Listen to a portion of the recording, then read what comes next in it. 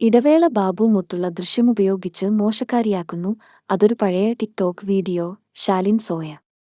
നടൻ ഇടവേള ബാബുവുമൊരുമിച്ചുള്ള ഒരു ടിക്ടോക്ക് വീഡിയോയുടെ പേരിൽ കനത്ത സൈബർ ആക്രമണമായിരുന്നു നടി ശാലിൻ സോയ നേരിട്ടത്. ഇപ്പോൾ ഇതിനെതിരെ മറുപടിയുമായി രംഗത്തെത്തിയിരിക്കുകയാണവർ. അതൊരു പഴയ ടിക്ടോക്ക് വീഡിയോ ആണെന്നും ഇടവേള ബാബുവുമൊത്തുള്ള ഈ വീഡിയോ ഉപയോഗിച്ച് തന്നെ മോശക്കാരിയാക്കുന്നെന്നും അവർ ആരോപിച്ചു. ഞാൻ എന്താണ് പറയേണ്ടത്? വർഷങ്ങൾക്കു മുൻപ് ഒരു സിനിമയുടെ ചിത്രീകരണത്തിനിടയിൽ ചെയ്ത ടിക്ടോക്ക് വീഡിയോ ആയിരുന്നു അത്. അന്ന് ഈ പാട്ട് വൈറൽ ആയിരുന്നു. അപ്പോൾ ആ പാട്ടിൽ പേരുള്ള ഇടവേള ബാബുവിന്റെ കൂടെ വീഡിയോ ചെയ്താൽ നന്നായിരിക്കും എന്നാണ് അന്നു കരുതിയത്.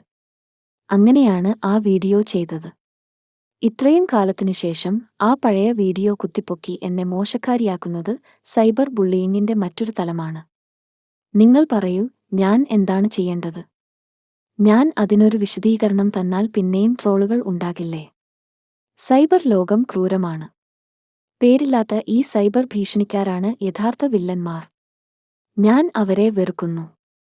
2020 ഒമർ ലുലു സംവിധാനം ചെയ്ത ധമാക്ക എന്ന ചിത്രത്തിന്റെ സെറ്റിൽ വച്ചാണ് ഈ വീഡിയോ ശാലിൻ ഷൂട്ട് ചെയ്തത്.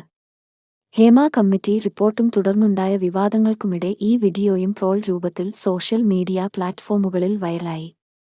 ഇതോടെയാണ് ശാലിൻ വിശദീകരണവുമായി എത്തിയത്.